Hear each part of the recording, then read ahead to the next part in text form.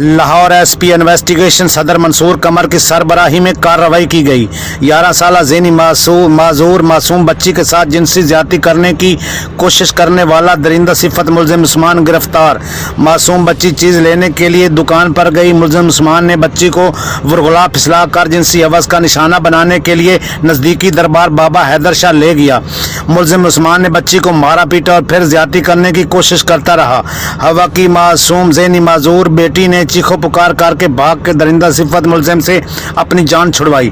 Lahore investigation police के gender based violence cell सदर division ने फौरी कार्रवाई करते हुए मुलजिम उस्मान को गिरफ्तार कर लिया। DIG इन्वेस्टिगेशन डॉक्टर इनाम वहीद खान का मासूम बच्ची